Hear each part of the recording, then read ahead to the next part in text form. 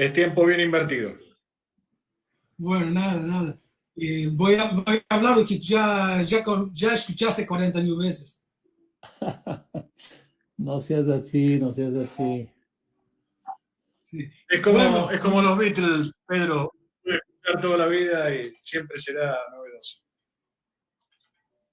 bueno. Y Fernando, ayer salió la primera sondeo, no sé si tú viste, de Bolos. No, no, ¿cómo está eso? Esta salió con 40 a 42 a 58. No está mala. Oye, pero muy Eh, votos, interesante.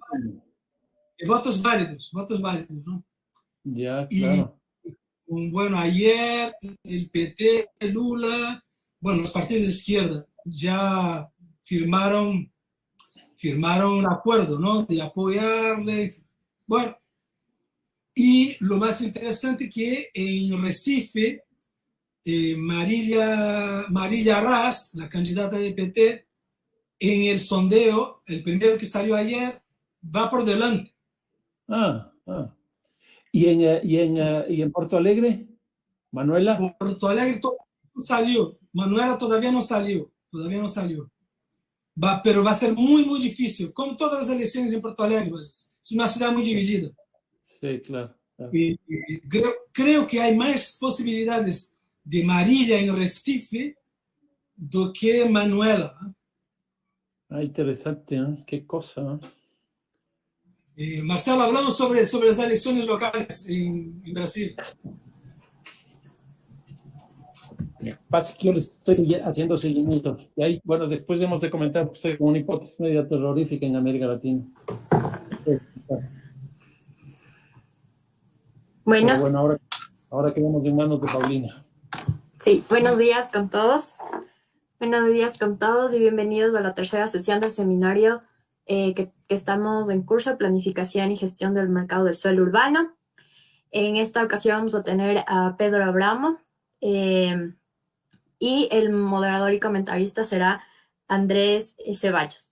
Andrés es arquitecto por la Universidad Central del Ecuador, máster en gestión y desarrollo urbano con especialidad en gestión del suelo urbano y estrategias de planificación por el Institute for Housing and Urban Development Studies de la Universidad Erasmus de Rotterdam.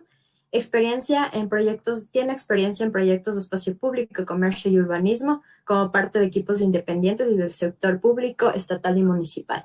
Actualmente es docente e investigador de la Facultad de Arquitectura y Urbanismo de la Universidad Central del Ecuador en la asignatura de Proyectos Arquitectónicos y Proyectos Urbanos y Titulación. Además es investigador en el Observatorio de la Producción del Territorio Ecuatoriano de la misma universidad, con un enfoque en la ruptura de la segregación urbana, producción social del espacio y los procesos populares. Bienvenidos a todos y le doy paso a Andrés para que continúe con Pedro. Muchísimas gracias, Paulina. Buenos días con todos. Un gusto tenerlos aquí. Bienvenido, Pedro. Un gusto poder compartir un espacio contigo. Bienvenidos todos también. Para empezar, quisiera leer brevemente un pequeño perfil de Pedro. Pedro es economista, es profesor investigador en el Instituto de Investigación y Planificación Urbana Regional de la Universidad Federal de Río de Janeiro en Brasil. Es miembro del personal editorial de Cadernos, una publicación de investigación urbana y regional del IPUR. Pedro también es conocido en nuestros círculos académicos y profesionales por haber acuñado algunas conceptualizaciones sobre la ciudad, sobre la conformación de los territorios urbanos y sus desigualdades, con ideas como la ciudad confusa, un marco conceptual también que nos facilita mucho la lectura y el análisis de nuestros territorios en base a las diferentes lógicas de acceso a la tierra y nos permite entender también esta interacción entre actores. Es muy importante para nosotros contar con su presencia porque valoramos mucho sus perspectivas académicas que nos han ofrecido sobre todo una mirada crítica más allá de los aspectos físicos que conforman nuestro territorio y más bien orientados hacia la crítica de cómo distintos actores de la sociedad, del territorio se articulan para producirlo.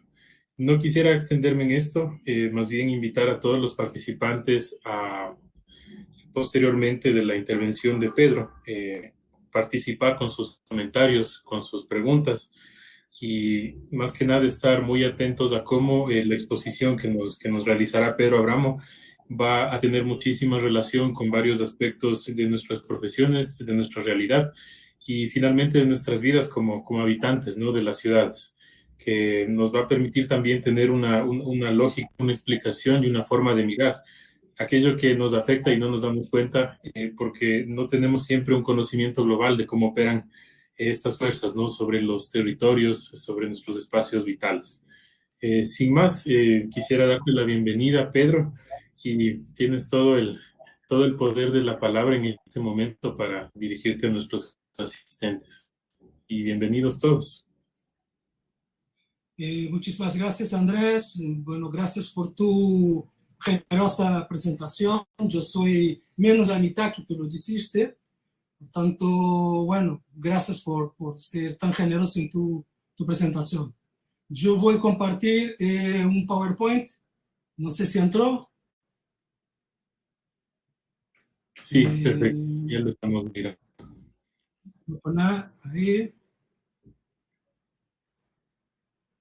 ¿Ya está? Sí, está perfecto. Bueno, yo voy a empezar haciendo un prólogo, que en general lo hago porque me facilita un poco la vida, sobre todo porque me permite excluir algunas dimensiones de la, bueno, no sé si volví, de que no voy a hablar. Bueno, las lógicas de acceso al suelo urbano es eso que estamos hablando, ¿no? Bueno, como nosotros tenemos acceso al suelo urbano en las ciudades modernas, hay dos grandes lógicas, que es la lógica del Estado y la lógica del mercado. La lógica del Estado está definida, el acceso al suelo, por un contrato social, es por un plan maestro, por programas públicos, un conjunto de contratos sociales que van a mediar la relación de acceso al suelo de los individuos con el suelo en sí mismo. La otra lógica de acceso moderna al suelo es vía mercado y la condición de acceso al suelo es, digamos, una transacción monetaria, una compra, un contrato de alquiler. Por tanto, al pasar por el mercado se impone una relación contractual y esa relación contractual está mediada o está vocalizada por una transacción monetaria. Bueno, hay una tercera lógica de acceso al suelo cuando un conjunto de gente, individuos, colectivos, no tiene acceso al suelo, sea por la vía de la lógica del Estado, sea por la vía de la lógica del mercado, y por tanto se instaura una tercera lógica que es la necesidad. Esta lógica de la necesidad, por tanto, va a producir acciones, estrategias, reacciones de acceso al suelo por la vía de la toma, ocupación, la autoproducción, la autourbanización, la producción por encomiendas. Por tanto, esta es una tercera lógica, digamos, de acceso al suelo. Cada una de estas tres lógicas, digamos, se plasma en instituciones. La lógica del Estado, bueno, en políticas, en programas, y hay interacciones entre estas tres lógicas, ¿no? Entonces, interacción entre la lógica del Estado y la lógica del mercado, bueno, y las instituciones que van de alguna forma a regular esta interacción es la regulación urbanística, otros tipos de regulación, las políticas fiscales, la política de crédito, y la interacción entre la lógica de la necesidad y la lógica del Estado también está constituida por instituciones, son políticas, programas, bueno, las políticas de regularización fundiaria, las políticas de mejoramiento de barrios, un conjunto de políticas y programas, ¿no? La lógica de necesidad, bueno, el acceso al suelo es la toma, como dice, la ocupación, pero hay dos otras también, que es ocupar la calle, los sin domicilio, sin hogar, o fraccionar un hogar, compartir un hogar. Todas esas se configuran, digamos, un conjunto de acceso al suelo que las estadísticas oficiales van a definir como déficit de viviendas, déficits habitacionales. Hay una interacción entre la lógica de la necesidad y la lógica de mercado que configura el mercado informal y popular. Y el mercado se subdivide en mercado formal y mercado informal.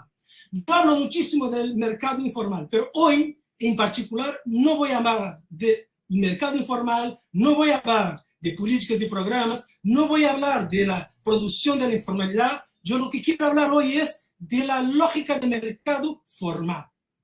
¿Cómo funciona ese mercado formal? ¿Cuál es la dinámica de funcionamiento de ese mercado formal? O sea, ¿cómo se instaura una lógica capitalista que al usar el suelo valora y autovalora su propio valor? Por tanto, eso es lo que yo tengo interés hoy. Y para eso necesito recordar, todos vosotros ya saben, algunos elementos, algunas características del suelo urbano y la decisión de uso del suelo en mercado. La primera, que bueno, es muy conocida, que el suelo es no reproducible. Es no reproducible y por tanto esa no reproducibilidad va a dar características muy particulares al suelo. El suelo, por ejemplo, no tiene un precio, él adquiere un precio. Toda la teoría de la renta discute muchísimo esta dimensión de que, bueno, es una mercancía muy particular, que no son los costos de producción, no es el valor de producción de esta mercancía que va a definir su precio, pero él tiene un precio y ese precio va a ser adquirido en una lógica de mercado. Por tanto, el suelo no tiene un valor en sí mismo, él va a adquirir un valor en el mercado bajo la concurrencia, bajo la demanda por el suelo y la competencia, la concurrencia por el uso de ese suelo, él va a adquirir un precio. Y eso es muy importante. La otra característica es que el suelo, sobre todo en las ciudades, es el soporte, el principal soporte de las materialidades urbanas. La tercera es, bueno, esas materialidades urbanas producidas sobre el suelo soporte van a adquirir una característica muy importante de inmovilidad espacial. Por tanto, esas materialidades urbanas, las viviendas, los edificios, porque están producidos en ese suelo soporte, son inmuebles, no se puede desplazar físicamente. La otra es que la materialidad edificada en el suelo urbano tiene un altísimo costo individual. O sea, producir esta materialidad es muy caro. Y eso va a dar una característica muy particular a este, digamos, producto que es el suelo urbano que está edificado. Su valor individual es muy caro, lo que significa que, bueno, para los normales corrientes, adquirir esta materialidad en general implica, o sea, una decisión de endeudamiento individual, endeudamiento familiar, endeudamiento que es intertemporal. O sea, pero por su alto valor, ese endeudamiento tiene una dimensión temporal. Y eso es muy importante como característica del uso del suelo. La otra es la materialidad construida tiene un largo tiempo de vida útil. O sea, un largo proceso de depreciación física. O sea, el suelo es no producible, el suelo es inmueble. La materialidad edificada sobre ese suelo es muy cara y además esta materialidad tiene un largo tiempo de depreciación física. Por tanto, este producto tiene características muy particulares y críticas para una lógica de producción capitalista. Una lógica que se autovalora en un proceso de rotación del capital, que de forma recurrente tiene que se autovalorizar y por tanto, y de una cierta manera, reponer una demanda que fue suplida por una lógica capitalista en un cierto momento de tiempo. Y este largo proceso de depreciación física de ese bien pone un problema de retorno de la demanda al mercado, de retorno de la demanda de bienes residenciales al mercado. El uso urbano del suelo implica, por tanto, una irreversibilidad relativa de la decisión del tipo de uso. La revisión de la decisión de uso del suelo es costosa. O sea, esto es muy importante. Es costosa sea para el poder público, sea para el propio capitalista, sea para las familias. O sea, cada decisión de uso del suelo, por esas características que yo hablé anteriormente, bueno, costo individual muy alto, largo proceso de depreciación física, su reversión y movilidad espacial, su reversión, la revisión de la decisión es muy costosa. El suelo también es una reserva de valor, pero su valor futuro depende de su posición relativa en la estructura urbana. O sea, el valor del suelo no es un valor en sí mismo. El valor del suelo depende de su posición relativa en la estructura urbana. ¿Por qué? Porque el suelo no tiene valor en sí mismo. El suelo adquiere un valor. Y ese valor que él va a adquirir es un valor que se relaciona con la estructura urbana. La posición del suelo en la estructura urbana condiciona el precio, por tanto el valor del suelo. Si la revisión de la decisión de uso es costosa, toda la decisión sobre el uso del suelo es arriesgada. Y eso es muy importante en las tomas de decisiones. El suelo urbano no es definido por su individualidad física.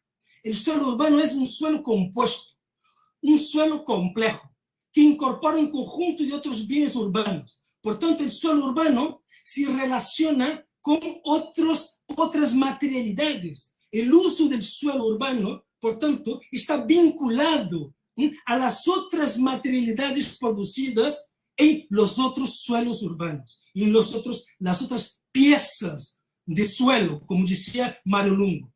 Por tanto, si eso es verdad, el suelo urbano es una pieza urbana reflexiva. O sea, su identidad urbana se remite a su relación con las otras piezas urbanas.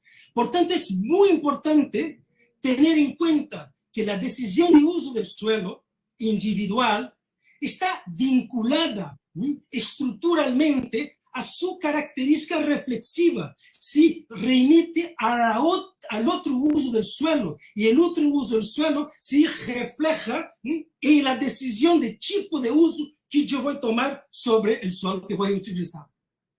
Si el suelo urbano es un elemento reflexivo, el uso de las otras piezas urbanas va a redefinir su propia identidad urbana, y así sus usos potenciales, y también sus precios. Pues es claro, si yo, por ejemplo, decido producir una vivienda en una pieza urbana, la decisión sobre el uso del suelo que está al lado condiciona en gran medida los resultados de la decisión que yo he tomado sobre el uso del suelo que voy a hacer uso.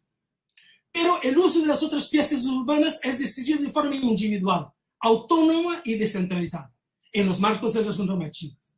Por tanto, hay aquí un proceso así. Decidir sobre el uso del suelo depende de las decisiones de los otros tomadores de la decisión del uso del suelo. Pero como las decisiones son individuales, autónomas y descentralizadas, y esas decisiones autónomas, descentralizadas e individuales condicionan mi propia decisión, yo, para tomar una decisión, tengo que anticipar las decisiones de los otros tomadores de decisión del uso del suelo. Por tanto, la decisión de uso del suelo impone un ejercicio cognitivo de anticipación de las decisiones de los otros tomadores de decisión de uso del suelo. Por tanto, hay ahí y de la misma manera que los otros tomadores de decisiones también tienen que anticipar mi propia decisión de uso del suelo para tomar sus propias decisiones. Por tanto, hay en que lo que se llama en teoría de juegos un ambiente de anticipaciones cruzadas, de estrategias cruzadas, de anticipaciones, estrategias que se cruzan, pero se cruzan bajo la característica de tomas de decisiones individuales, autónomas y descentralizadas. Yo, por tanto, tengo que anticipar las decisiones del otro para tomar mi propia decisión. Eso significa, bueno, que es un equilibrio de Nash en teoría de juegos, para quien lo conoce, es un equilibrio de Nash para tomar una decisión. Por tanto, todas las decisiones de uso del suelo imponen un ejercicio de imaginar la ciudad futura, para que yo, al imaginar la ciudad futura, al anticipar la ciudad futura, que es resultado de las tomas de decisiones individuales de todas las otras personas, tome mi propia decisión. Por tanto, mi propia decisión depende de la anticipación de la ciudad futura que yo hago para tomar mi mejor decisión posible. Esa es la lógica de decisiones en el mercado. Por tanto, el mercado se caracteriza por esas tomas de decisiones individuales, autónomas y descentralizadas, va a ser el espacio que va a recoger todas esas decisiones de uso del suelo, y son decisiones que imponen un ejercicio de anticipación de la ciudad futura, para que yo tome mi propia decisión. Por tanto, todas las tomas de decisiones de uso del suelo y el mercado del suelo son bajo un ambiente de incertidumbre urbana. Y eso es muy importante para definir las estrategias, los comportamientos económicos de los agentes que toman decisiones sobre uso del suelo en el mercado. Bueno, aquí hay dos tipos de incertidumbre. Un tipo de incertidumbre que se llama probabilística, donde básicamente se proyecta el pasado ponderado por algunas probabilidades de cambio hacia el futuro. Por tanto, la ciudad futura nada más es que yo anticipo en la incertidumbre probabilística una proyección del pasado hacia el futuro.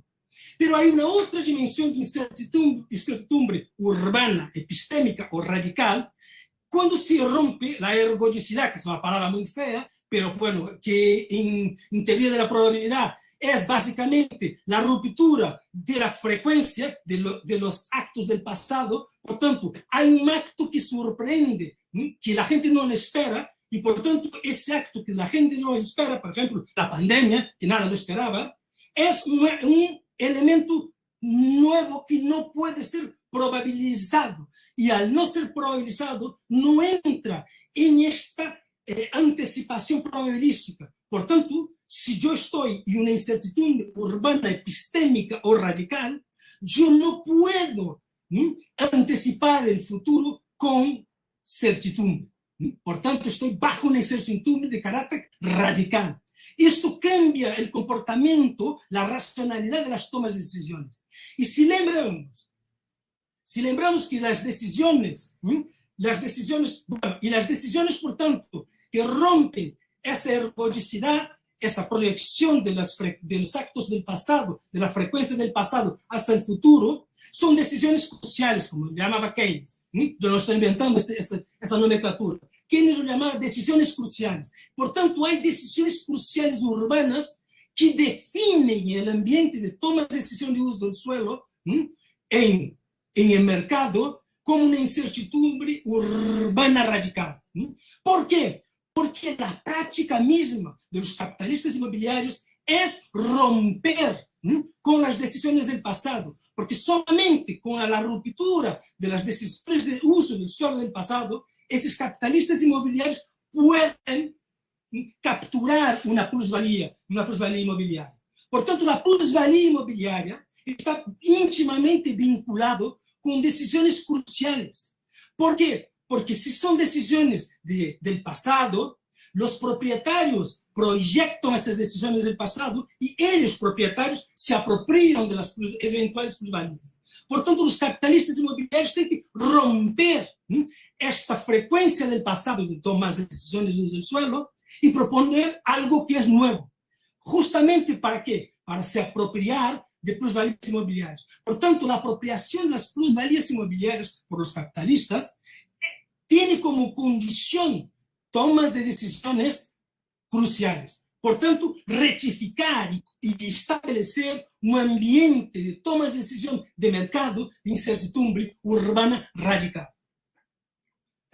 Por tanto, las decisiones urbanas son determinantes para los capitalistas capturar las plusvalías del mercado del suelo y producir un ambiente de toma de decisiones de uso del suelo en mercado de incertidumbre radical o epistémica. Bueno, lo que acabo de decir. Desde este punto de vista, la producción capitalista de viviendas, por tanto, de uso del suelo, tiene tres grandes problemas que tiene que superar. No puede estar prisionera. La primera es la inmovilidad.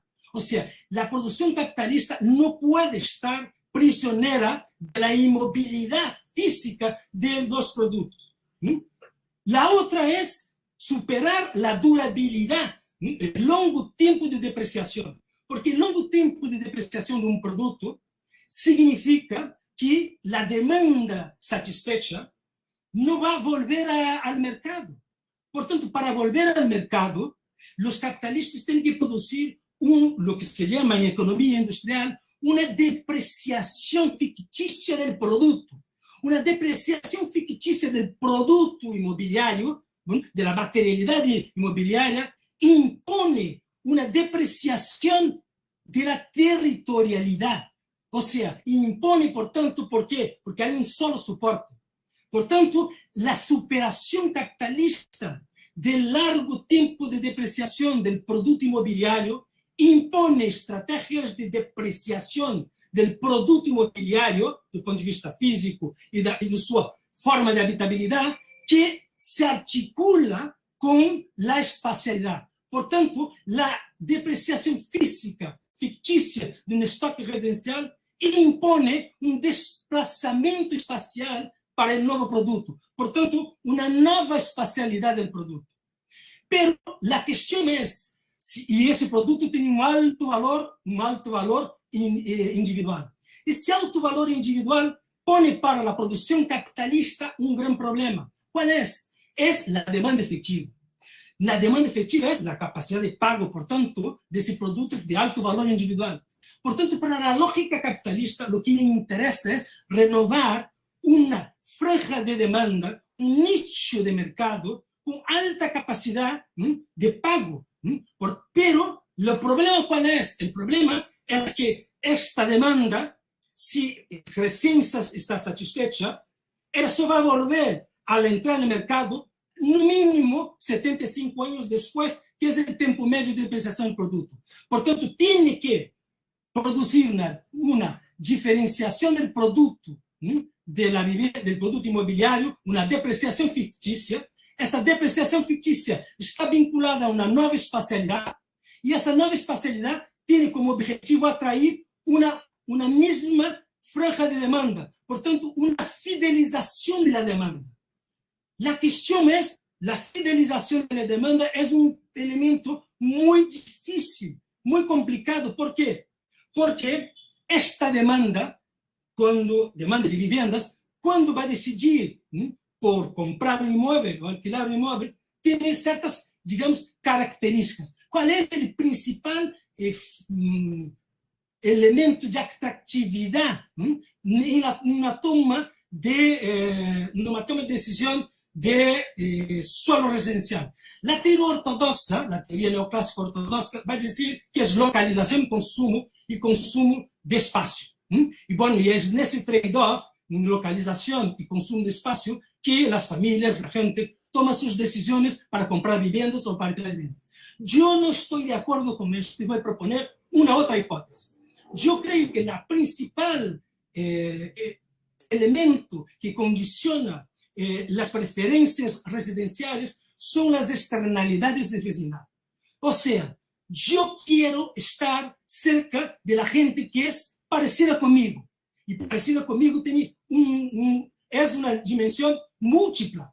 Parecida comigo do ponto de vista socioeconômico, parecida comigo do ponto de vista cultural, parecida comigo do ponto de vista ético. Pero yo lo que quiero es estar en un barrio, vivir en un barrio, donde que yo no sea un perro raro, un perro verde. Yo sea más o menos igual a todas las otras gentes, la otra gente que es parecida conmigo. Y este elemento en una sociedad tan estratificada como las sociedades latinoamericanas, los países latinoamericanos, las ciudades latinoamericanas, que son extremadamente estratificadas, essas externalidades de vecindades estão estratificadas do ponto de vista também socioeconômico, cultural e étnico. E, portanto, em esta externalidade de vecindade, eu me sinto bem com aqueles que são parecidos comigo, hay un elemento de distinción social. Yo quiero estar en ese barrio, porque al estar en ese barrio, no solamente yo estoy con la gente parecida conmigo, externalidades vecindales, pero también yo reitero la distinción mía en términos socioespaciales en relación a los otros, que no son parecidos a mí. Por tanto, esa relación externalidad de vecindad, distinción socioespacial, se articulan, están amalgamadas. ¿El problema cuál es? De la producción de esa externalidad de vecindad. Por tanto, la desigualdad de ingresos de renta produce una estratificación social. Esa estratificación social, bueno, va a producir, como toda estratificación social, Bourdieu lo decía de forma muy clara, una búsqueda de distinción. Y en el caso de la ciudad, de distinción espacial. Y también un hecho de estar entre los suyos. Y esto produce la externalidad de vecindad. El problema en el mercado es que la externalidad de vecindad es expuesta a las tomas de decisiones. No es dada antes, es resultado de las tomas de decisiones. Si yo y Marcelo, profesores universitarios, nos gusta vivir en el mismo barrio, cerca uno del otro, porque bueno, nos encontramos, tomamos un café, tomamos una cerveza, bueno, hay una sintonía, bueno, somos parecidos, por tanto, pero estar en el mismo barrio, yo no le llamo por teléfono para saber dónde él va a vivir y él tampoco me llama por teléfono para saber dónde yo voy a vivir. El mercado ni el mercado de las decisiones son autónomas, independientes y descentralizadas. Por tanto, la externalidad de vecindad es un resultado. Por tanto, yo tengo que anticipar la decisión de Marcelo, de dónde él va a vivir, para tomar mi propia decisión. Si él va a vivir en un barrio A, bueno, si yo anticipo que él va a vivir en un barrio A, bueno, yo voy a ese barrio A, esa localización A. Pero él también hace el mismo ejercicio. Él tiene que anticipar mi decisión para tomar la suya. Por tanto, si yo soy más inteligente, yo digo, bueno, yo no tengo que anticipar la decisión que Marcelo anticipa. Yo tengo que anticipar la decisión, ¿cuál? La anticipación que él anticipa, la mía. O sea, por tanto, la lógica es, yo pienso lo que él piensa que yo pienso.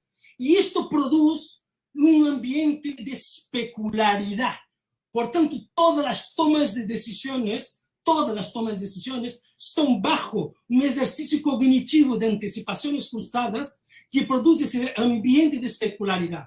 Y de ese ambiente de especularidad va a surgir una creencia de localización. Una creencia de localización, bueno, un barrio A va a ser el barrio de los profesores universitarios que le gustan tomar café y tomar una cerveza y, bueno, estar en la calle para hablar con los otros. Por tanto, esa creencia de localización, yo voy a dar un nombre, que esa es la convención urbana. Por tanto, la convención urbana es el elemento de coordinación de las tomas de decisiones. De coordinación, es el mecanismo de coordinación de las tomas de decisiones. Y esta externalidad, por tanto, esta especularidad urbana produce convenciones urbanas y en ese ambiente de especularidad urbana. Pero aquí hay un elemento muy importante. En ese ambiente de especularidad urbana, donde todos anticipan las tomas de decisiones de los otros, hay una figura que es el profesional de la anticipación, que Keynes lo decía con este nombre, que me gusta muchísimo. El profesional de la anticipación urbana son los capitalistas inmobiliarios. Los profesionales de la anticipación urbana van a producir señales, ruidos, para que en ese ambiente de especularidad urbana, esos ruidos, esas señales, van a convergir las opiniones hacia esas señales y esos ruidos para emergir una convención urbana. Lo significa, por tanto, que los capitalistas inmobiliarios son los emiten las señales, los ruidos para producir convenciones urbanas. Son los profesionales de la anticipación, anticipan la anticipación de los otros o buscan direccionar la anticipación de los otros para su propia anticipación. Por tanto, en ese juego de especularidad urbana, que voy a llamar de mimetismo urbano, es los profesionales de la anticipación urbana, los capitalistas inmobiliarios, su rol principal como capitalistas inmobiliarios es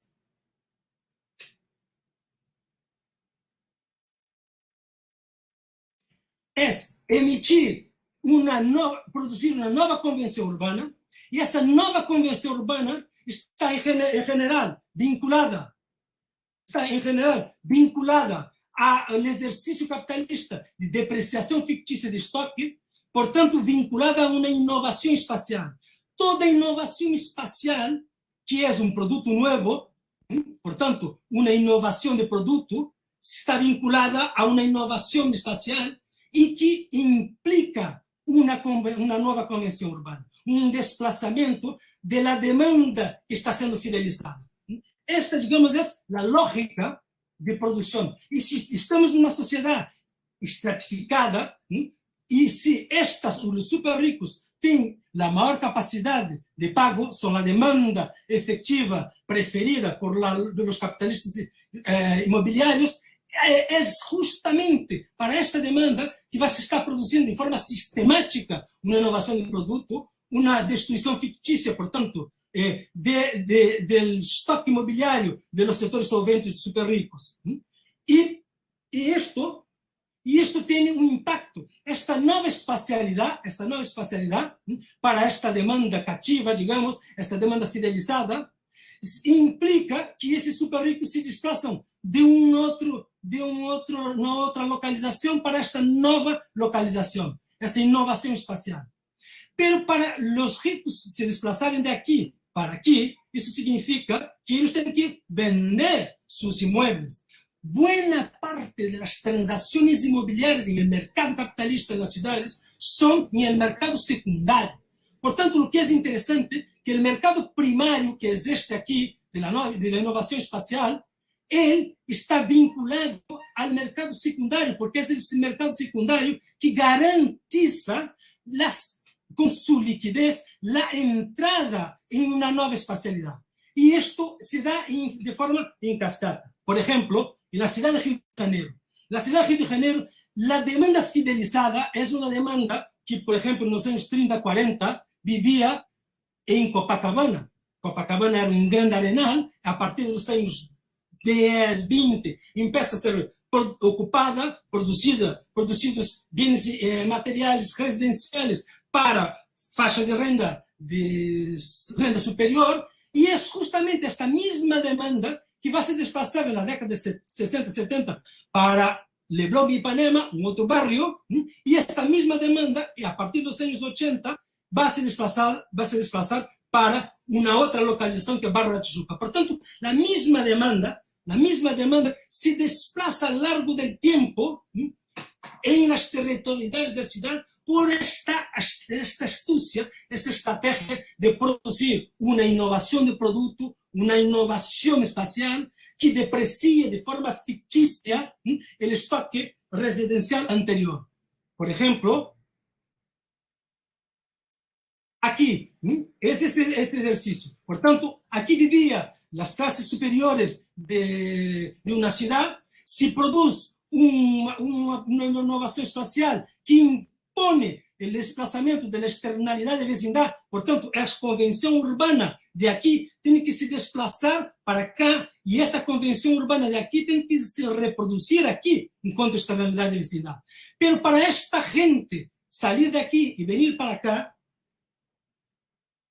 un otro tipo de tipos de familias tiene que se desplazar para acá. Por tanto, para ese tipo de familia de estatus inferior se desplazar para acá, ellos están subindo en la jerarquía socioespacial y distintiva de la ciudad, subiendo de forma ficticia, porque al se crear una nueva espacialidad, esa espacialidad perde el rango en relación a esta. Pero para estes, el efecto simbólico, el efecto ilusorio, es que ellos están se desplazando para un barrio mejor. Pero para esas familias se desplazarem para ese barrio menor, eso significa que ellos tienen que vender sus inmuebles para un otro tipo de familia. Por tanto, aunque los capitalistas inmobiliarios producen para su demanda fidedigna una franja de la demanda, el efecto en cascada se impacta a lo largo de la ciudad por un conjunto de otros estratos de familia en términos de renta.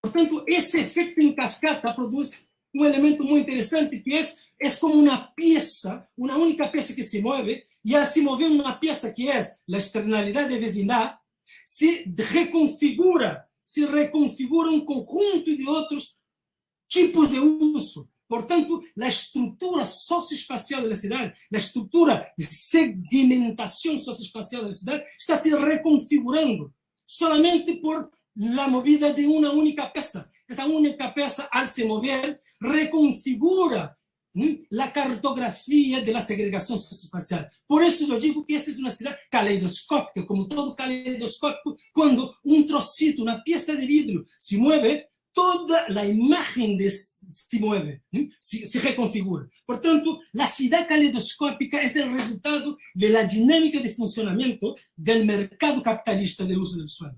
A questão interessante é esta inovação espacial, que é inovação, digamos, inovação de produto, ela produz, em geral, essas inovações de produtos tendem a buscar suelo mais barato para aí capturar plusvalias e imponer, portanto, um markup urbano, ou seja, uma imposição de sobrepreço sobre o preço original do suelo. Portanto, isto faz com que as inovações espaciais vão hacia, seja na periferia, portanto, produzindo uma estrutura difusa de cidade, seja reconfigurando outros espaços de vacantes. Pero lo interesante es que esas innovaciones espaciales, como en el capitalismo, los innovadores son imitados. Por tanto, toda innovación tiene un proceso de difusión por imitación. Por ejemplo, una innovación de producto inmobiliario de los años 60 es la terracita en las viviendas multifamiliares, en los edificios. Una terracita. Esta innovación de producto fue muy importante en los años 60, pero fue en las características de los años 60. Pero esta inovação de produto estava vinculada a uma inovação espacial, a um desplaçamento estandarizado, mas a partir de um certo momento ela passa a ser imitada em outros bairros da cidade, em outras localizações da cidade.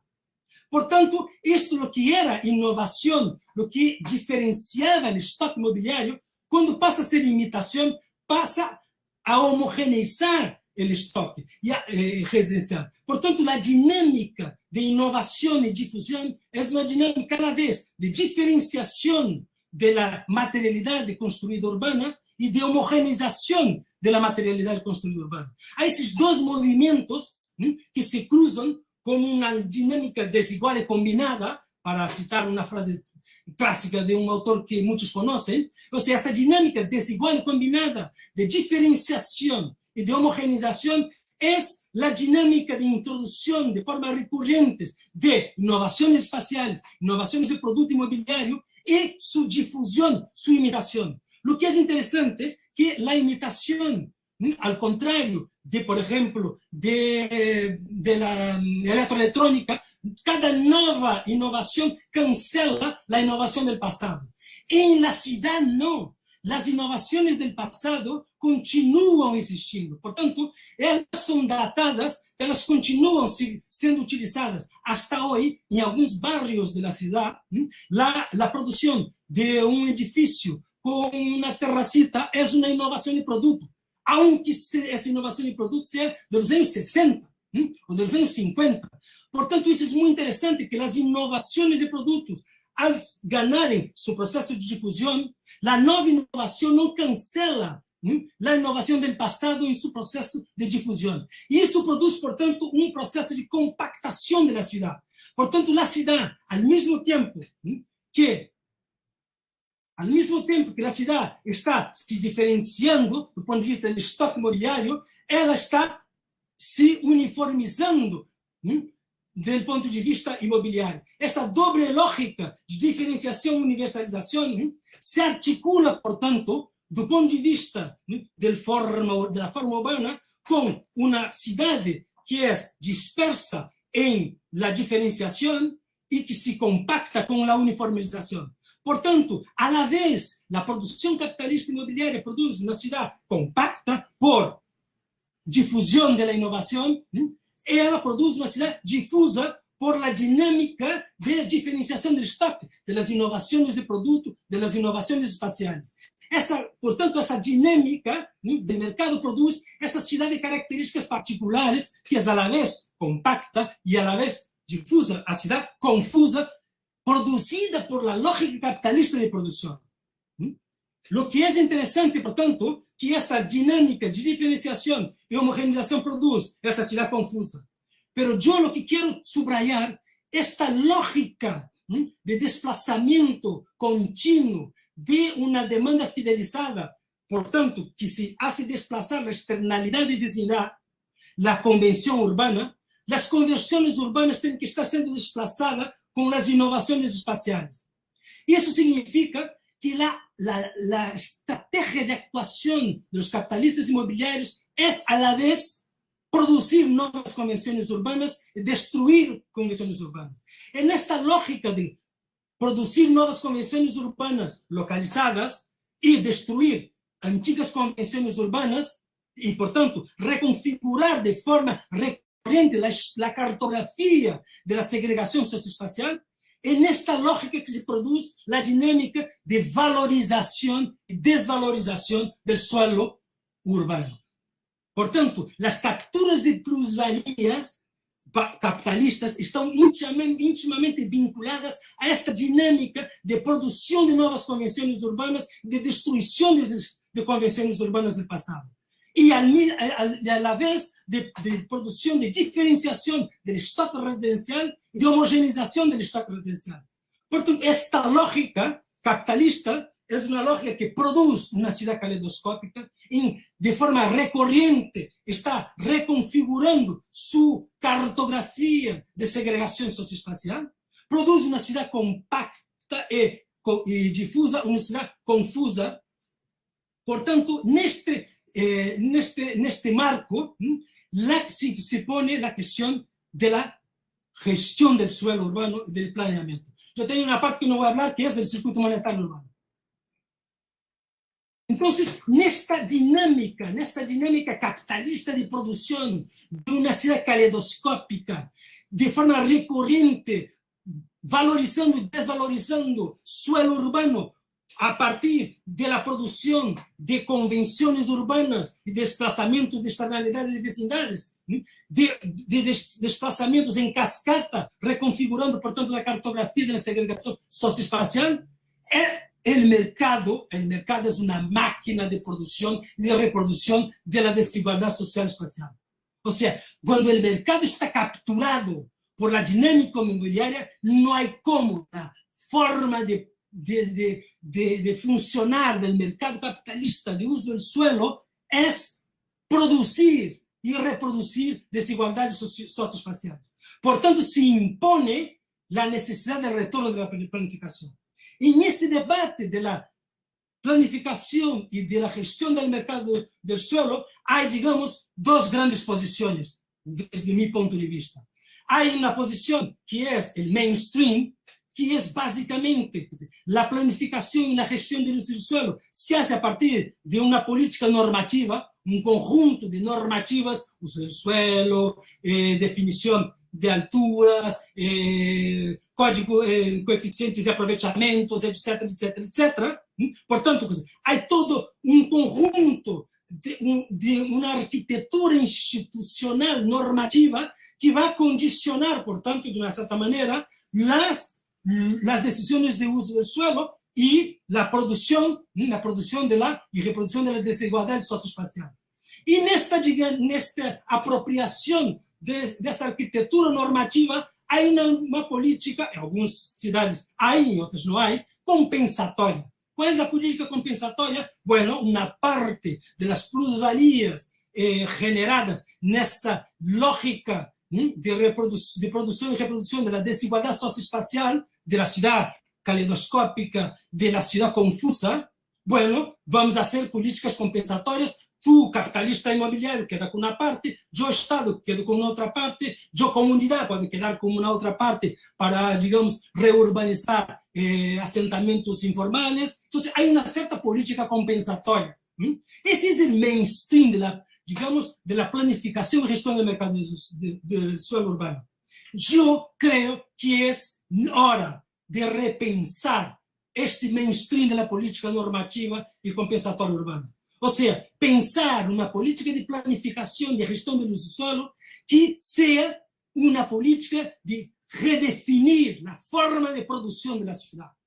O sea, volver a una perspectiva de una política urbana intervencionista, grandemente intervencionista, que el Estado asuma el rol de ser un elemento central en la definición de la producción de la ciudad. Eso no significa que la ciudad va a ser producida por el Estado. No. Eso significa que el Estado va a crear una nueva arquitectura institucional para que el capitalismo inmobiliario actúe según reglas, normas mucho más restrictas. Por ejemplo, en Corea del Sur. En Corea del Sur hay un fortísimo intervencionismo urbano. O sea, como hay un intervencionismo en la estructura industrial de Corea del Sur, bueno, es conocida, que su estructura industrial pasó por una fortísima intervención del Estado, redefiniendo sectores industriales, centralizando capitales, definiendo áreas de innovación, etc. También en Corea del Sur es muy interesante que hay un fortísimo intervencionismo urbano. El intervencionismo urbano en Corea del Sur va a condicionar, por tanto, la producción de la ciudad. La producción de la ciudad no está condicionada por el mercado. El mercado va a servir a una definición de lo que va a ser la ciudad por el Estado. Y eso es muy interesante. Por ejemplo, todas las ciudades nuevas, que es una parte importante de la producción de la nueva ciudad en Seúl, en Corea del Sur, ciudades nuevas, new towns. Las new towns, el Estado entra, adquiere suelo urbano o tiene instrumentos para que la venta del suelo periurbano sea a precios históricos, por tanto, precios periurbanos. El Estado hace toda la inversión de infraestructura, metro, alcantarillado, luz, agua. El Estado define un plan de uso de ocupación del suelo, por tanto, un POS. El Estado va, por tanto, redefinir parcelas. El Estado define un plan arquitectural y, por tanto, va a vender al capitalismo inmobiliario, que no es más inmobiliario, es un capitalismo constructor. Va a vender una parcela de suelo urbanizado con asignación del suelo ya definida, con una asignación ya de padrón arquitectónico y, por tanto, la intervención de los capitalistas inmobiliarios es de producción de materialidades. Y eso no es posible. ¿Cómo no es posible? Pues que si en Corea del Sur, ¿quién son los grandes productores de materialidades residenciales urbanas? Son los grandes conglomerados industriales. Samsung, Hyundai, son esas grandes empresas que actúan en la ciudad como productores de materialidades urbanas bajo un fuerte intervencionismo urbano. Pero la cuestión del intervencionismo urbano es, bueno, ¿quién define cuál es la ciudad que va a ser producida? Por tanto, la cuestión clave es esta. Por tanto, el intervencionismo urbano no tiene que ser participativo y democrático. Eso significa que, bueno, la definición del uso del suelo, dónde y cómo producir las materiales urbanas, la forma urbana, es definida en un proceso participativo y democrático. Reducir las desigualdades urbanas, que están fuertemente son resultados de un proceso histórico y tienen una fortísima inercia, por tanto, reverter esas desigualdades urbanas a partir de una perspectiva del intervencionismo urbano también tiene que ser participativo y democrático. Y lo mismo producir equidad territorial y fiscal. Por tanto, la cuestión central de la discusión sobre planificación urbana y producción de la ciudad, romper con la forma, digamos, estándar, la forma mainstream de la planificación urbana, que es normativa y compensatoria, impone una discusión sobre la relación entre planeamiento y democracia. Bueno, esto es lo que yo tenía para decir. No sé cuánto tiempo hablé. Muchísimas gracias, Pedro. Casi el tiempo justo, bien planificado, muchas gracias. Agradecemos muchísimo a Pedro por este amplísimo marco conceptual para entender todos los procesos de producción y reproducción de estas innovaciones territoriales que explicarían esta lógica del mercado formal.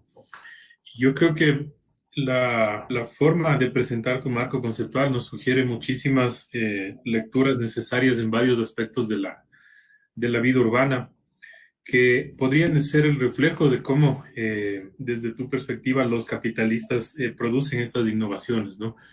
Inclusive yo diría al punto de interferir con las aspiraciones personales de un ciudadano, ¿no? Que en este marco que tú nos explicas, diría movilizándose ficticiamente a lo que serían mejores lugares, como la ilusión de seguir escalando y subiendo en mejores barrios, mejores territorios.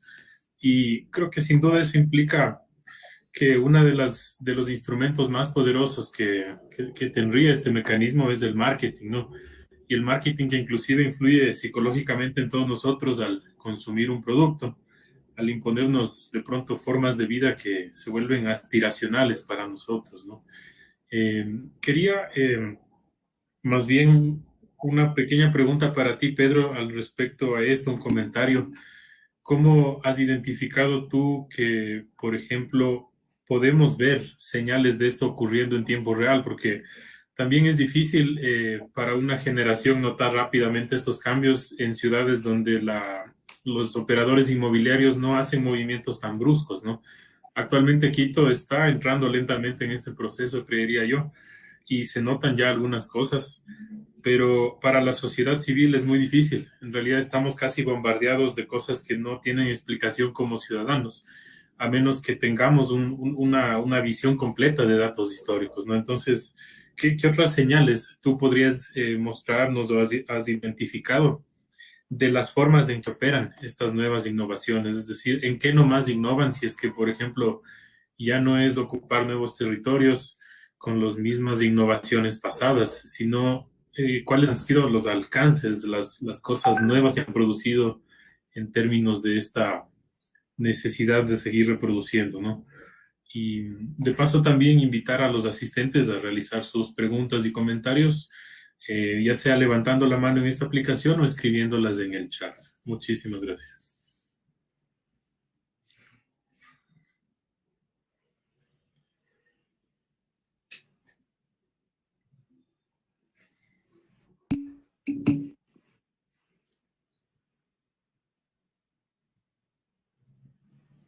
Sí, tenemos una pregunta de Nicolás Cuervo, entiendo. Nos pregunta, ¿cómo articular este análisis con la persistencia de la segregación? Los barrios altos no cambian mucho de localización en las ciudades latinoamericanas. Los operadores inmobiliarios tienen poca capacidad de acción. ¿Será que el tiempo de estos efectos es más largo de lo que estamos en capacidad de observar? ¿Hay innovaciones fallidas? Es una pregunta que te realiza mi estimado Pedro Nicolás.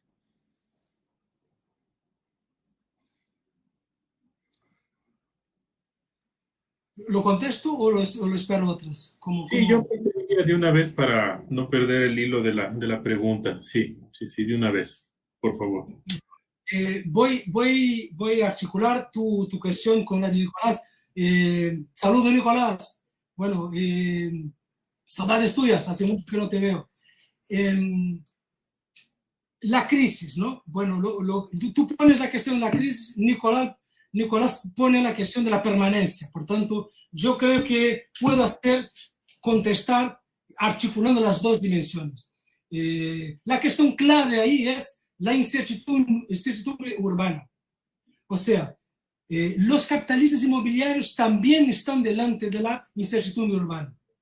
Su estrategia en general, cuando están delante de la incertidumbre urbana y no son capaces de proponer una nueva convención urbana, es siempre actuar de forma contigua a convenciones urbanas del pasado. O sea, en la borda. O sea, entonces, Nicolás, hay una cierta ilusión de que están siempre en los barrios altos. pero esos barrios altos hay una expansión por borda.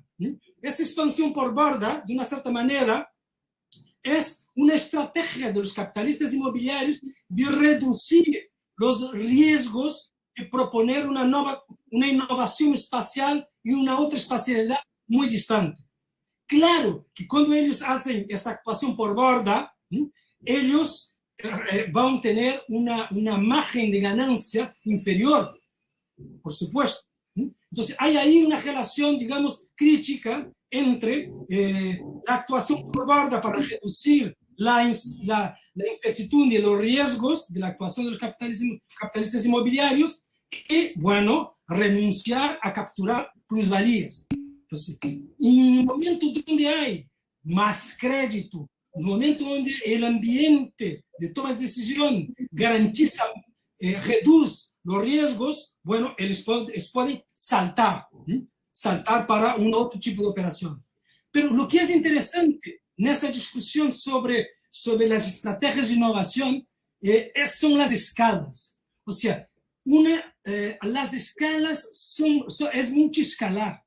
Tú puedes hacer una innovación de producto, una innovación espacial, en una media manzana.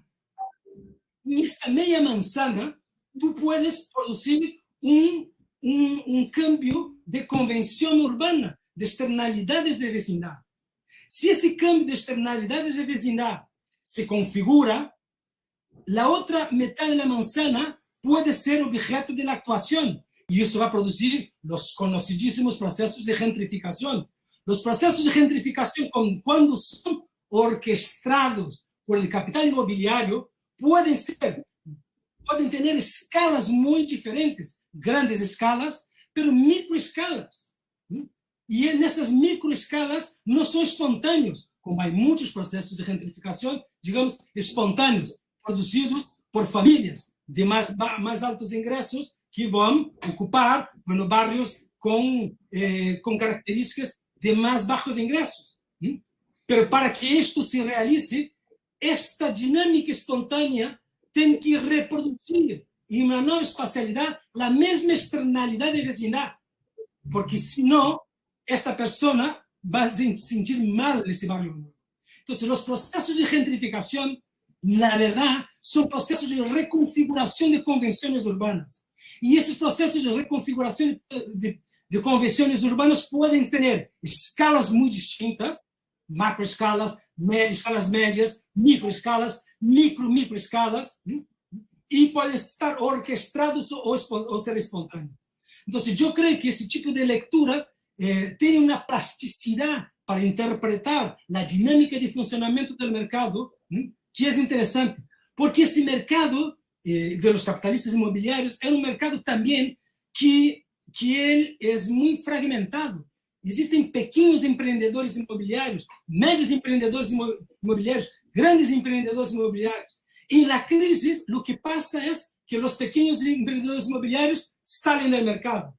Los grandes emprendedores inmobiliarios, bueno, se mantienen en el mercado, pero con una otra escala, y van a procurar, por tanto, reducir su nicho de mercado, actuar de forma más focalizada. Y ahí, bueno, lo que tú decías del marketing inmobiliario, o los ruidos, porque, por ejemplo, el periódico es un elemento muy importante, o las redes sociales, muy importante de emisión de ruidos. Ruidos para destruir una convención urbana y recrear esa convención urbana en otro lugar. Si un conjunto de bloggers empieza a decir que el barrio que yo vivo y Marcelo vive es muy inseguro y yo no veo ninguna inseguridad, eso es un ruido. Pero si ese ruido contamina, la gente, por tanto, va a querer salir de ahí, porque va a se sentir con miedo. Por tanto, los ruidos pueden ser orquestados por el capital inmobiliario o pueden ser espontáneos también. Lo que es interesante es que hay una dinámica de formaciones de opinión colectiva, lo que Keynes llamaba de la psicología social, que va a configurar esas creencias urbanas, que son las convenciones urbanas. No sé si te contesté. Sí. Muchísimas gracias, Pedro. Muy amplia la respuesta y creo que en efecto nos suena muchísimo a otras esferas de otros productos comerciales, ¿no? En el sentido de que ocurre, por ejemplo, con los automóviles, cuando te quieren vender un auto, hay esta idea de innovación y aparentemente traducido a la cuestión del suelo tiene sus especificidades por la inmovilidad del suelo. Tenemos una pregunta de Patricia Ramírez. Nos dice, gracias Pablo por esta cátedra clarísima que abre propuestas necesarias.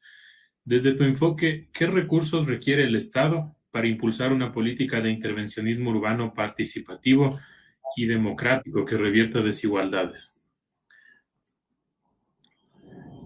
Bueno, recursos aquí tiene una dimensión polifónica, porque hay una dimensión de los recursos físicos, materiales, y hay una dimensión de los recursos, digamos, de movilización de la sociedad.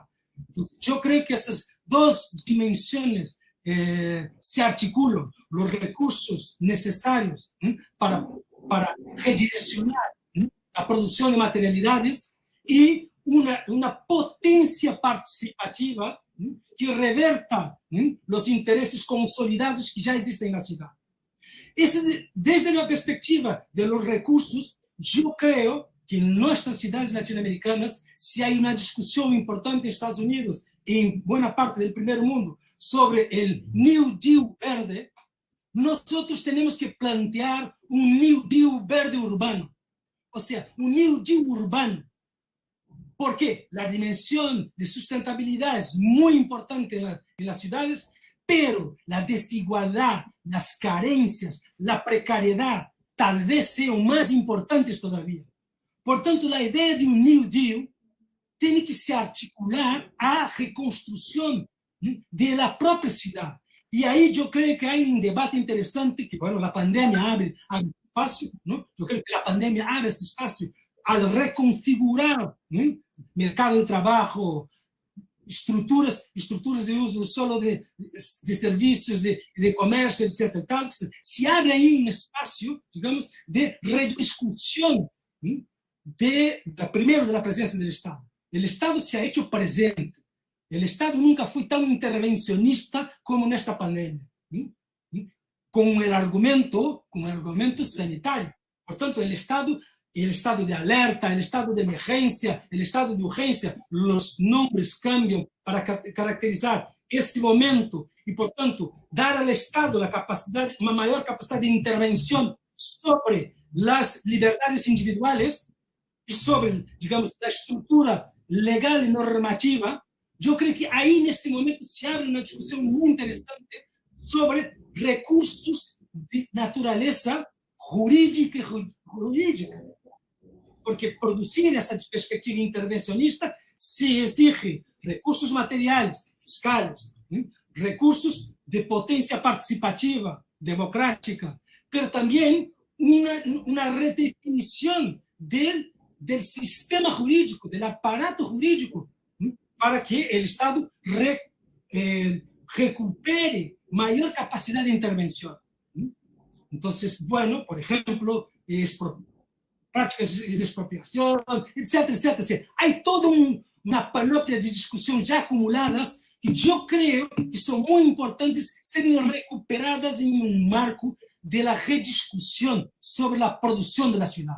Yo creo que el paradigma, y ahí voy a aventurar, el paradigma del derecho a la ciudad tiene que cambiar de enfoque. Si el enfoque hasta ahora fueron de derechos segmentados, derecho a vivienda, seguridad jurídica, etc. Yo creo que hoy la cuestión es cómo producir la ciudad. Cómo la ciudad puede ser producida de forma nueva. Eso no significa entrar en un régimen de otra naturaleza que no sea el capitalismo.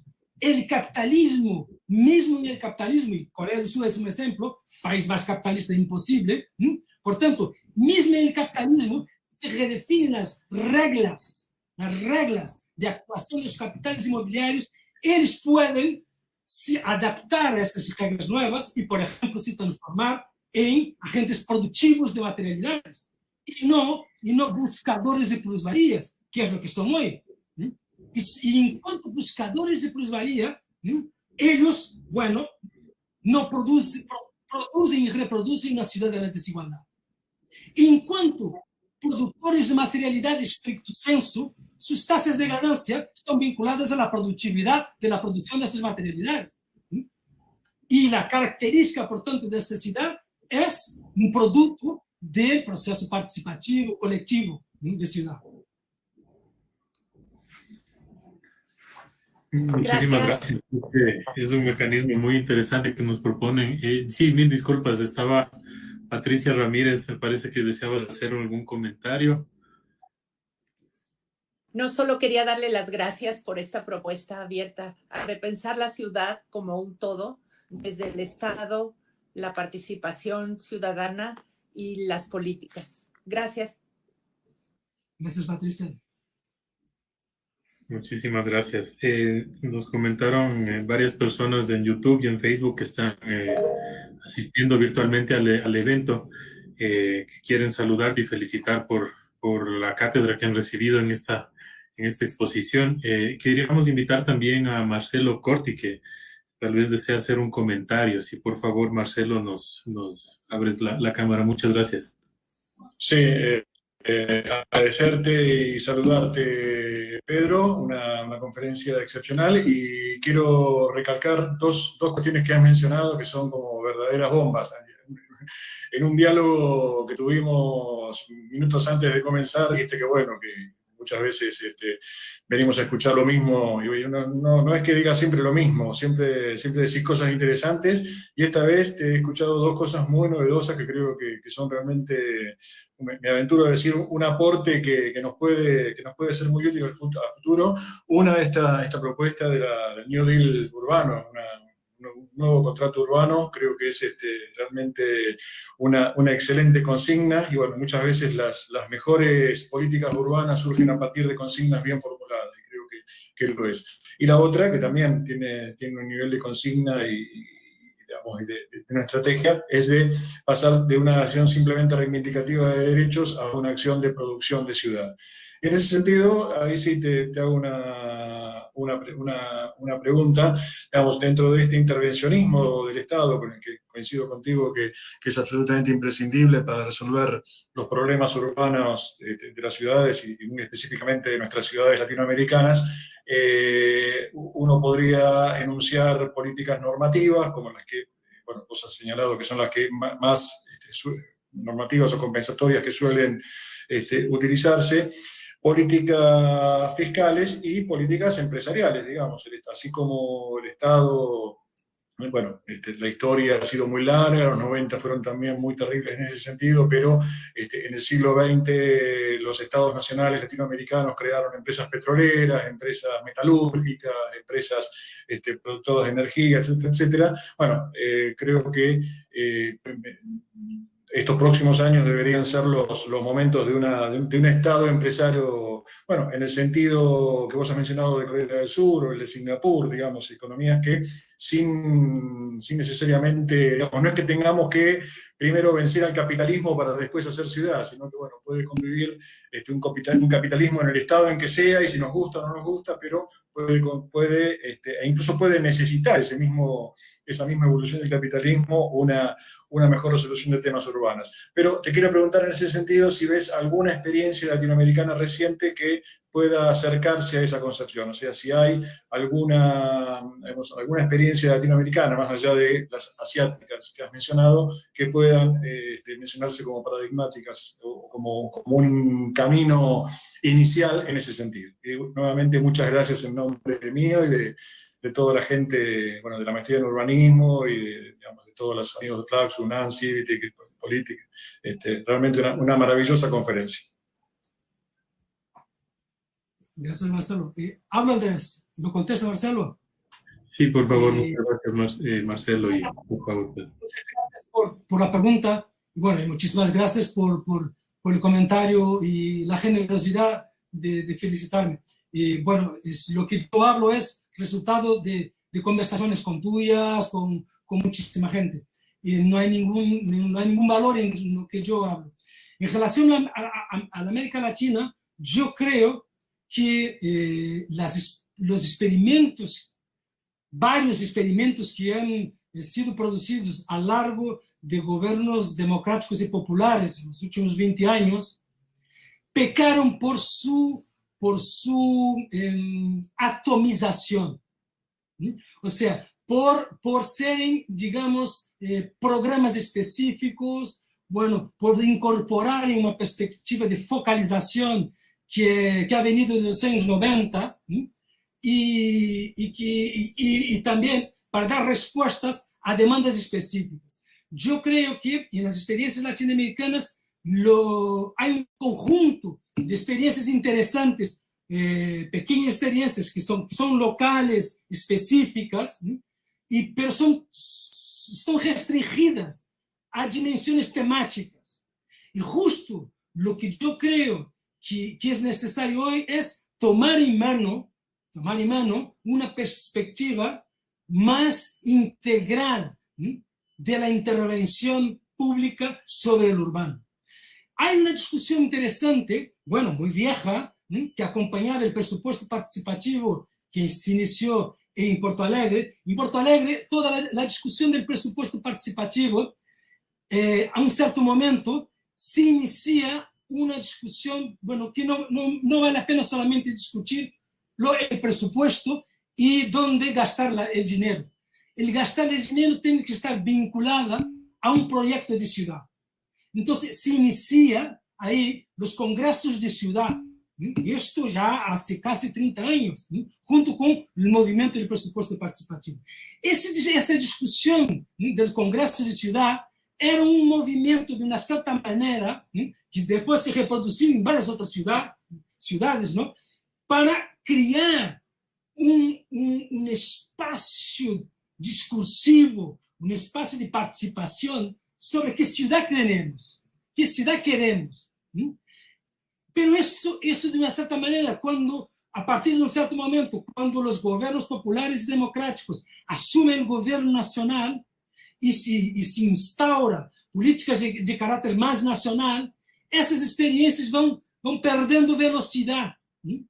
Y bueno, Fernando Carrión conoce mucho mejor esa discusión do que yo. Entonces, ha habido ahí un elo perdido entre las experiencias locales y las políticas nacionales, que se perdió ese elo, y al se perder ese elo, yo creo que se perdió la perspectiva de una política de producción de ciudad, que no es más una política para la informalidad urbana, regularización, mejoramientos, no es más una política de espacios públicos, no es más una política verde, no es más una política de movilidad, con sus múltiples dimensiones. Las políticas fueron se fragmentando y lo que se perdió fue justamente la perspectiva que, primero, el suelo es el elemento central de una política urbana.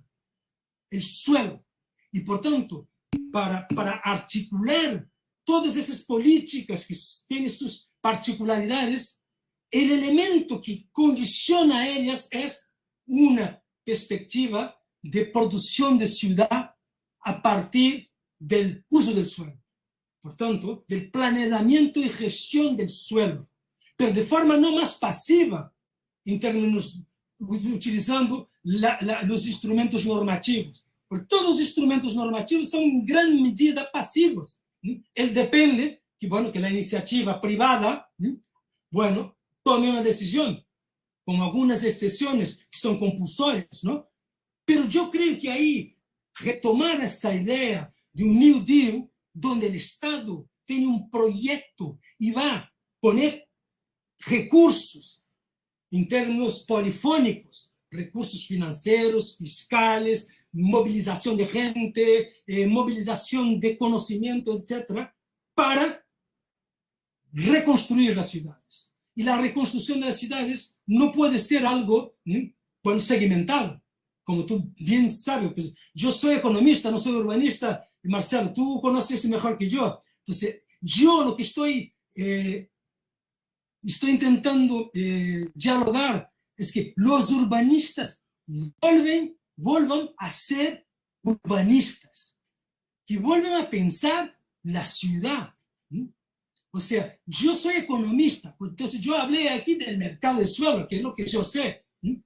Pero esta perspectiva de retomar un proyecto de producción de ciudades es volver al origen mismo de la disciplina del urbanismo.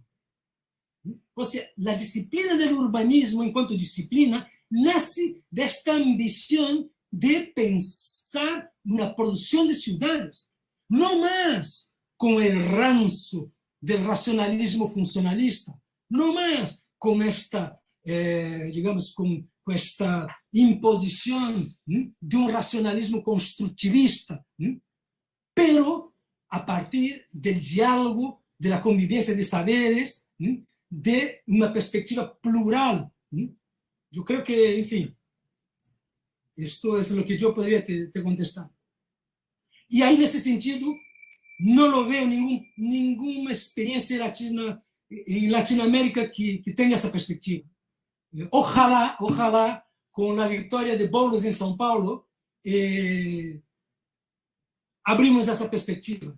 Pero Haddad, lo que ha hecho Haddad, y fue muy bueno, produjo un nuevo plan director.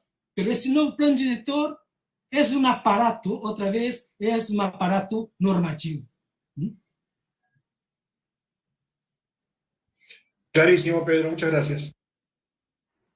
Gracias a ti, Marcelo. Muchísimas gracias, Pedro. En este grupo también se encuentra, me parece que Valeria Reynoso, está Fernando Puente, no sé si Fernando Carrión, si quisieran realizar un comentario o alguna pregunta para Pedro. Si es que no, tenemos también una pregunta que nos llega a través de Facebook, una pregunta que viene de Adriana. Nos dice: la propuesta de transformar en productores de materialidades a los inmobiliarios, ¿les fijaría la tasa de ganancia quitándoles la captación de plusvalías por cambio del uso de suelo? Y ella sugiere que esto implicaría una fortaleza política muy importante. Entonces, me parece que es más un comentario, pero bueno, no sé si quieres profundizar un poquito en esta idea, Pedro.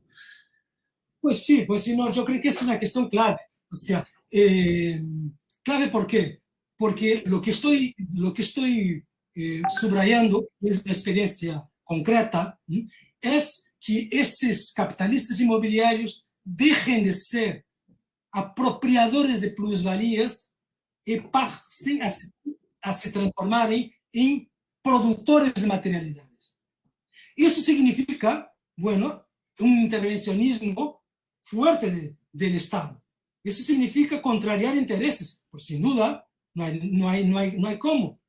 Pero porque si Corea del Sur, que es un país capitalista, un país donde los grandes productores de materialidades urbanas no son promotores inmobiliarios como los nuestros, son grandes conglomerados industriales como Hyundai, como Samsung.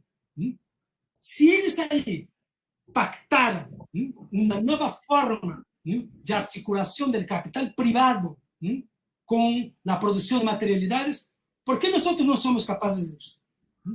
Claro, que ellos hicieron, mira, Corea del Sur, en los años, finales de los años 50, saliendo de la Segunda Guerra, la Guerra de Corea, era un país más pobre que la mayor parte de los países latinoamericanos. Un país muy pobre, sobre todo Corea del Sur. Corea del Norte era más rica que Corea del Sur.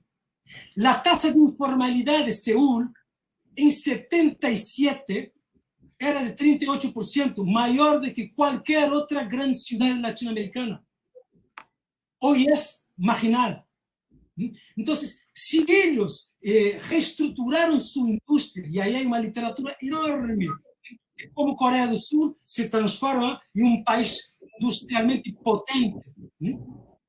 Se transforma en un país industrialmente potente, ¿por qué? Porque fue el Estado que articuló esta industria, los capitales, los conglomerados, y lo que conocemos menos es que el Estado ha hecho eso también para sus ciudades en Corea del Sur. Articuló una forma de producción de la ciudad donde los capitales privados producen materialidades.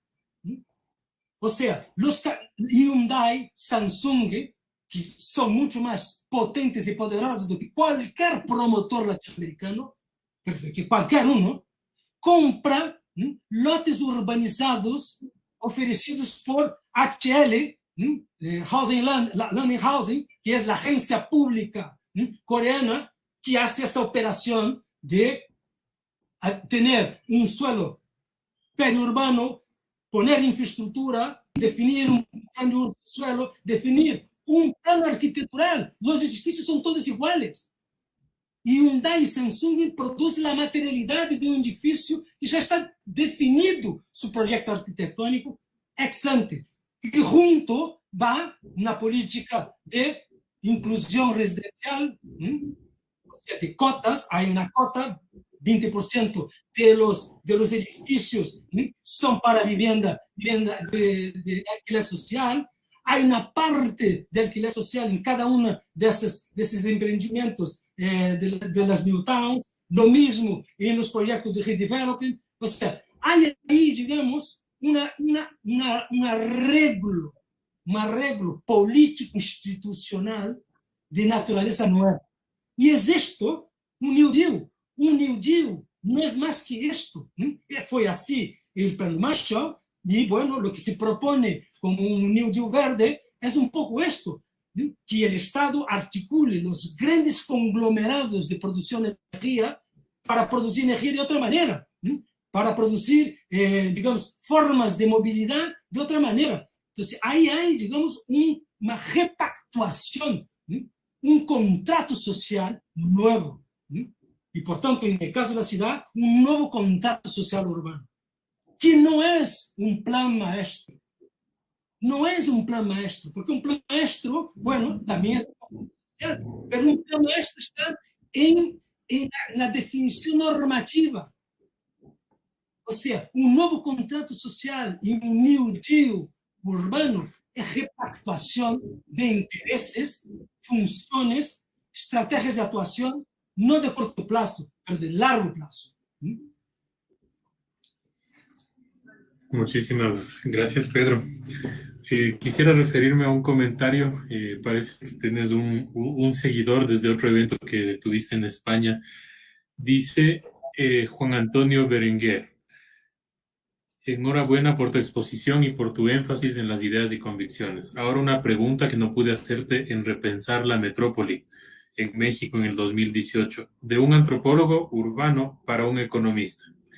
¿Por qué un economista como tú, cuando realiza una conferencia sobre mercado del suelo, que tiene además de teoría y modelos de usos y de decisiones colectivas, no aprovechas para poner nombres y apellidos en los grandes detentadores de almacenes de suelo urbano de las grandes urbes latinoamericanas como Sao Paulo, México, Buenos Aires, Lima, etc.? Gracias, Pedro, y un saludo de Juan Antonio desde Sevilla, en España. Bueno, un saludo, Juan Antonio. Bueno, un abrazo fuerte. Bueno, es una conferencia un poco académica, yo no sabía cuál era el público. Y bueno, tampoco tengo tanto poder así. Y yo creo que hay una cuestión que va más allá de la denuncia, porque lo que tú me propones es, bueno, ocupar ese espacio para denunciar a aquellos que están estocando tierra y que son, bueno, a mí me gusta el término peruano para la actividad, para una actividad criminosa en relación a la tierra que se llama traficantes de suelo. Entonces, esos son traficantes de suelo formal. Entonces, yo creo que más allá de nominar esos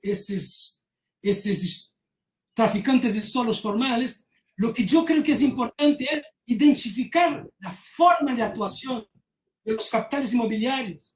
Y al identificar la forma de actuación de los capitales inmobiliarios, proponer nuevas perspectivas para ellos mismos. Porque yo no creo que estamos en las vísperas de la revolución.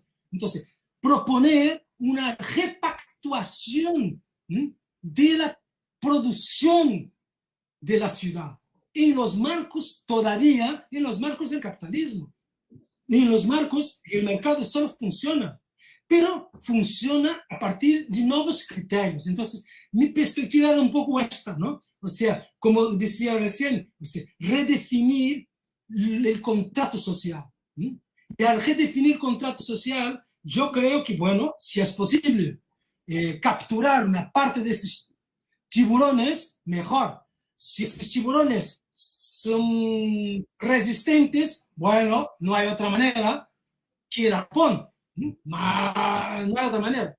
Pero el arpón no es físico, el arpón es institucional. Matar la posibilidad de esos tiburones realizar las plusvalías inmobiliarias. Matar esa posibilidad impone una perspectiva no compensatoria, más una perspectiva de intervencionismo. Yo quería subrayar esto. O sea, es muy importante los mecanismos compensatorios de captura de plusvalía, etc. Pero esto no es solución. Yo creo que estamos ya bajo casi 2 décadas de experiencias de instrumentos de captura de plusvalía. No cambiaron de forma substantiva las ciudades. Si no cambiaron de forma substantiva las ciudades, es hora de repensarlo. Y repensar desde la radicalidad. Y para mí, repensar desde la radicalidad es proponer una nueva perspectiva de acción del Estado, intervencionista, y no más de instrumentos normativos y captura de plusvalías, que son los instrumentos compensatorios. Entonces, en esta perspectiva, que yo creo que es interesante abrir la discusión y al mismo tiempo redefinir la perspectiva del derecho a la ciudad. Yo creo, bueno, y Acta 3 lo mostró de forma muy clara, hay un agotamiento del paradigma del derecho a la ciudad tal cual fue concebido en los últimos 30 años, de derechos segmentados. Entonces yo creo que es la hora de repensar la forma de producción de la ciudad. Y en este marco, pensar el derecho a la ciudad.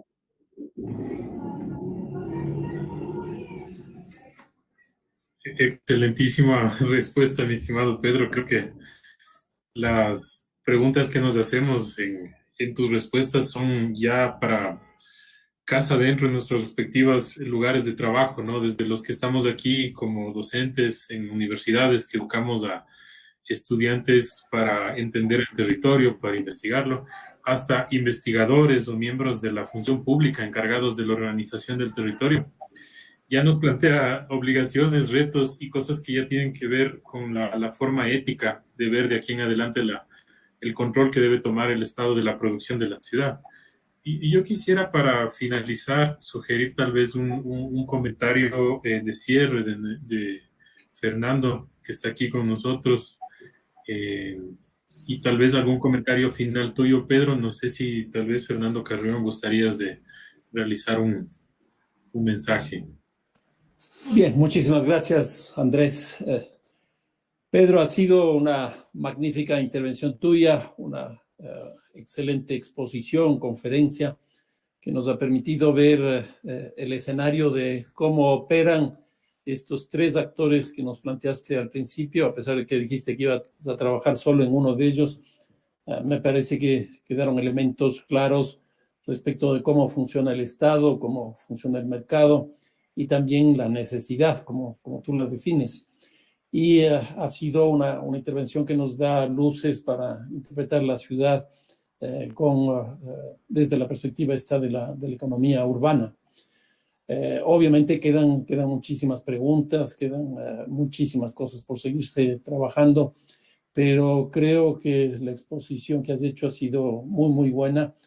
Tan es así que los comentarios que hemos recibido desde distintos lugares de América Latina y de Europa son francamente muy, muy interesantes. Simplemente decirles que este tipo de eventos los estamos realizando de manera tripartita entre la Universidad Nacional de Córdoba en el sur, la UNAM en México y Flaxo, Ecuador, en el medio, en el centro, con Marcelo Corti y Patricia Ramírez, y en caso particular mío aquí en Flaxo. Y estamos impulsando por lo pronto dos seminarios, uno sobre ciudades, que el día martes próximo trabajaremos el tema de la ciudad de Barcelona, que creo que va a ser una experiencia muy, muy interesante. Y el día jueves tendremos la sesión de cierre de este seminario temático sobre suelo urbano, sobre el mercado del suelo urbano, que lo va a dictar Samuel Jaramillo. En el futuro vamos a arrancar con un nuevo seminario temático que es justamente la ciudad constituyente, que estamos llamando, que es todo el debate que se ha iniciado en Chile a partir del 25 de octubre, en que el plebiscito prácticamente 8-2 ganó en la necesidad de sustituir la constitución que le aprobó Pinochet por la nueva constitución que pues saldrá en Chile, y que eso nos servirá para discutir en general en América Latina cuál es cuál es la ubicación que tienen las ciudades en los marcos jurídicos más significativos, las constituciones, porque vemos que en realidad la ubicación de la ciudad en las constituciones es bastante precaria. Hay que jerarquizar eso, sobre todo teniendo en cuenta de que el 84% de la población vive en ciudades. Entonces, este proceso sobre la base de ciudades y sobre la base de ejes temáticos lo estamos impulsando estas tres universidades, y la verdad es que va siendo una experiencia francamente muy interesante, que para el próximo año vamos a hacer cosas mucho más profundas, en el sentido de no solo generar debates, sino también generar formación. Y esperamos también que podamos realizar investigaciones comparativas, que eso nos ayudará también a entendernos. Así que gracias a ti, Pedro, por este aporte que has hecho en el momento actual. Gracias a todas las personas que nos han acompañado desde distintos lugares del mundo para seguir en esta reflexión, en estas discusiones. Y gracias a ti, Andrés, por la moderación que has hecho, que eso también nos permite establecer nuevos vínculos con otras instituciones y otras personas para seguir ampliando los debates. Un fuerte abrazo a Patricia, un fuerte abrazo a Marcelo, y el día de mañana nos veremos para seguir trabajando en esta coordinación infinita. Así que un fuerte abrazo. Pedro, si quieres despedirte, pues queda contigo la palabra. Y muchas gracias. Bueno, Fernando, yo creo que tú has hecho el cierre de forma espectacular, como siempre. Yo quería solamente dejar una palabra para los jóvenes. Y yo creo que es muy importante que los jóvenes que están nos escuchando en ese ciclo maravilloso que tú organizaste con Patricia, con Marcelo, que es realmente, bueno, la mejor universidad sobre estudios urbanos que yo ya vi en mi vida. Bueno, felicitaciones a los tres. Entonces, yo creo que se está construyendo ahí, digamos, una nueva cultura de ver las ciudades con toda esa juventud que está escuchando, nosotros los viejos o gente menos vieja. Entonces, yo quería decir dos cosas a estos jóvenes que me parece importante. Primero, como académicos, no renunciar nunca a la perspectiva de producción del conocimiento. No se dejar seducir en la producción del conocimiento por el discurso de la facilidad, a veces política. Entonces, yo creo que buena parte de lo que hablamos en ese ciclo que organiza Fernando, Marcelo y Patricia es producción latinoamericana de conocimiento que vosotros, juventud, tienen que asumir el relevo con criterio, con expertise. Por tanto, producir conocimientos latinoamericanos desde una perspectiva crítica. Y yo creo que eso es muy importante. Pero al lado de esto, la producción de conocimiento crítico tiene que tener una perspectiva también política. Y aquí yo creo que las dos cosas se articulan, pero tienen autonomía. Entonces, juventud, producir conocimiento en cuanto a producción de conocimiento. Juventud, militancia política urbana, en cuanto a militancia política urbana, fundamental en conocimiento, pero como militancia. Entonces yo creo que ahí hay esos caminos que son como paralelos, y con todo camino paralelo se cruzan en el infinito. Por tanto, era un poco un mensaje para la juventud, los jóvenes, ¿no? No que yo me sienta demasiado viejo, que lo soy, pero yo creo que hay un relevo y ese relevo está ahí nos personal. Es eso que me gustaría hablar, Fernando. No, muchísimas gracias, mi viejo querido. Un fuerte abrazo. Nos estaremos viendo pues más seguido, obviamente. Adiós, adiós. Un fuerte aplauso. Muchísimas gracias. Gracias por la oportunidad, colegas. Gracias a ti, Andrés.